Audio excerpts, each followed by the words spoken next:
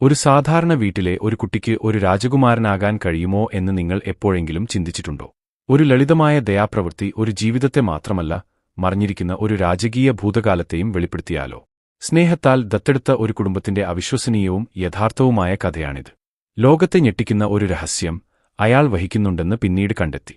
സ്നേഹം വിധിയെ കണ്ടുമുട്ടുന്ന ഒരു യാത്രയിലേക്ക് നിങ്ങളെ കൊണ്ടുപോകാം.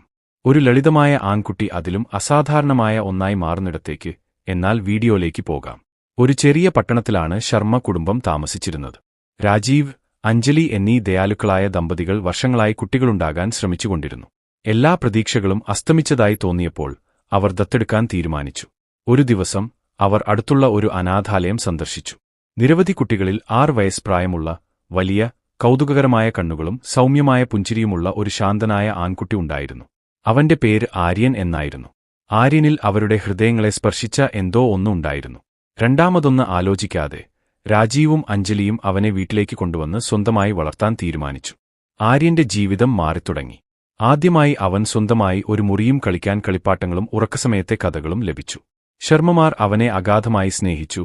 ആര്യൻ പതുക്കെ മനസ്സു തുറന്നു, വീടിന്റെ പ്രസന്നമായ ഹൃദയമായി. എന്നാൽ വിചിത്രമായ കാര്യങ്ങൾ സംഭവിക്കാൻ തുടങ്ങി. മറ്റു കുട്ടികളുമായി പൊരുത്തപ്പെടാത്ത വിധത്തിലാണ് ആര്യൻ സംസാരിച്ചത്. അയാൾ ഔപചാരികമായ വാക്കുകൾ ഉപയോഗിച്ചു, കുറ്റമറ്റ പെരുമാറ്റരീതികൾ കാണിച്ചു, പലപ്പോഴും താൻ ഒരിക്കലും കണ്ടിട്ടില്ലാത്ത സ്ഥലങ്ങളെക്കുറിച്ച് സ്വപ്നം കണ്ടു. അവൻ ചിലപ്പോൾ അർദ്ധരാത്രിയിൽ ഉണരും, പുരാതന നഗരങ്ങളുടെ പേരുകൾ പറയും, അല്ലെങ്കിൽ താൻ ജീവിച്ചതുപോലെ രാജകീയ പാരമ്പര്യങ്ങളെക്കുറിച്ച് സംസാരിക്കും.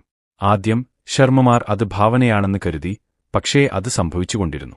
ഒരു ദിവസം ആര്യൻ സ്കൂളിൽ നിന്ന് ഒരു ചിത്രം വീട്ടിലേക്ക് കൊണ്ടുവന്നു. അത് ഒരു വലിയ കൊട്ടാരത്തിന്റെ വിശദമായ രേഖാചിത്രമായിരുന്നു. അവൻ ഒരിക്കലും കണ്ടിട്ടില്ലാത്ത ഒരു കൊട്ടാരം. അതിനെക്കുറിച്ച് ചോദിച്ചപ്പോൾ ആര്യൻ ശാന്തമായി പറഞ്ഞു, ഞാൻ അത് എന്റെ സ്വപ്നങ്ങളിൽ കണ്ടു. ഞാൻ അവിടെ താമസിച്ചിരുന്നതായി തോന്നുന്നു. ആ ചിത്രം നൂറുകണക്കിന് കിലോമീറ്റർ അകലെയുള്ള ഒരു യഥാർത്ഥ കൊട്ടാരം പോലെയായിരുന്നു. അഞ്ജലി ഞെട്ടിപ്പോയി. ആര്യൻ എവിടെ നിന്നാണ് വന്നതെന്ന് മനസ്സിലാക്കാൻ ശ്രമിച്ചുകൊണ്ട് അവൾ പഴയ രേഖകൾ പരിശോധിക്കാൻ തുടങ്ങി.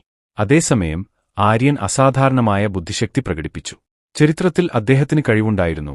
ഹിന്ദിയും സംസ്കൃതവും നന്നായി സംസാരിച്ചു. അദ്ദേഹത്തിന് ഒരിക്കലും പഠിപ്പിക്കാത്ത പഴയ രാജകീയ പ്രാർത്ഥനകൾ പോലും ചൊല്ലാൻ അദ്ദേഹത്തിന് കഴിഞ്ഞു. കൗതുകവും അല്പം ആശങ്കയും പ്രകടിപ്പിച്ച രാജീവ്, ആര്യന്റെ ഭൂതകാലത്തെക്കുറിച്ച് കൂടുതലറിയാൻ അനാഥാലയവുമായി ബന്ധപ്പെട്ടു. പക്ഷേ രേഖകളൊന്നും കാണാനില്ല. ഫയലിൽ വളരെ കുറച്ച് വിവരങ്ങൾ മാത്രമേ ഉണ്ടായിരുന്നുള്ളൂ. ജനന സർട്ടിഫിക്കറ്റോ കുടുംബ വിവരങ്ങളോ ഒന്നുമില്ല.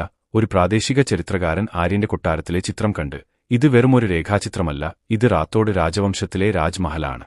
പതിറ്റാണ്ടുകൾക്ക് മുമ്പ് ഒരു രാഷ്ട്രീയ മാറ്റത്തിനു ശേഷം അപ്രത്യക്ഷമായ ഒരു രാജകുടുംബം എന്ന് പറഞ്ഞപ്പോൾ ഈ നിഗൂഢത കൂടുതൽ ആഴത്തിലായി. ആര്യൻ രാജകുടുംബവുമായി ബന്ധമുണ്ടായിരുന്നു. പത്രപ്രവർത്തകരുടെയും ചരിത്രകാരന്മാരുടെയും സഹായത്തോടെ ശർമ്മ കുടുംബം കൂടുതൽ ആഴത്തിൽ അന്വേഷിച്ചു. രാജസ്ഥാനിലെ ഒരു വിദൂര പ്രദേശത്ത് താമസിക്കുന്ന റാത്തോഡ് കുടുംബത്തിലെ ജീവിച്ചിരിക്കുന്ന ചുരുക്കം ചില അംഗങ്ങളിൽ ഒരാളുമായി DNA പരിശോധന നടത്തി. ഫലങ്ങൾ വന്നു. എല്ലാവരെയും അത്ഭുതപ്പെടുത്തി. ആര്യൻ രാജകുടുംബവുമായി രക്തം പങ്കിട്ടു. അപ്രത്യക്ഷമായെന്ന് കരുതപ്പെടുന്ന ഒരു വംശപരമ്പരയുടെ നഷ്ടപ്പെട്ട അവകാശിയായിരുന്നു അദ്ദേഹം. വളരെക്കാലം മുമ്പ് രാഷ്ട്രീയ മാറ്റങ്ങളും സംഘർഷങ്ങളും മൂലം രാജകുടുംബം പലായനം ചെയ്യാൻ നിർബന്ധിതരായി. ആ കുഴപ്പത്തിൽ ഒരു ആൺകുട്ടി, ആര്യൻ, കുടുംബത്തിൽ നിന്ന് വേർപിരിഞ്ഞ് ഒരു അനാഥാലയത്തിൽ എത്തി. ആരും അവനെ അന്വേഷിച്ചു വന്നില്ല, കാരണം അവൻ മരിച്ചുവെന്ന് എല്ലാവരും വിശ്വസിച്ചിരുന്നു. ഇതുവരെ ആര്യന്റെ കണ്ടെത്തൽ വാർത്ത വേഗത്തിൽ പരന്നു. റിപ്പോർട്ടർമാർ എത്തി, ക്യാമറകൾ മിന്നിമറഞ്ഞു.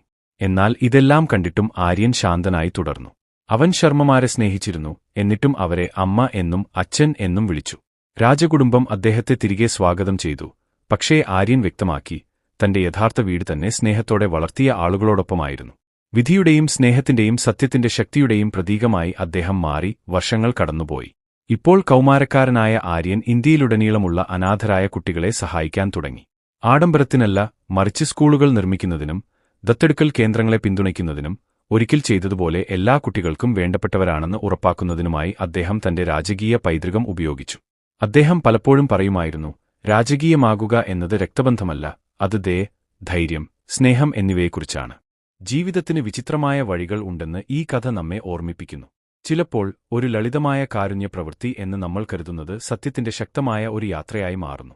ശർമ്മമാർ ഒരു ആൺകുട്ടിയെ ദത്തെടുക്കുക മാത്രമല്ല ചെയ്തത്. നഷ്ടപ്പെട്ട ഒരു രാജ്യം, മറന്നുപോയ ഒരു വ്യക്തിത്വം, ലക്ഷ്യബോധമുള്ള ഒരു ഭാവി എന്നിവ വീണ്ടും കണ്ടെത്താൻ അവർ അവനെ സഹായിച്ചു. അതിനാൽ അടുത്ത തവണ പ്രണയത്തിന് ജീവിതങ്ങളെ യഥാർത്ഥത്തിൽ മാറ്റാൻ കഴിയുമോ എന്ന് നിങ്ങൾ ചിന്തിക്കുമ്പോൾ ആര്യന്റെ കഥ ഓർക്കുക.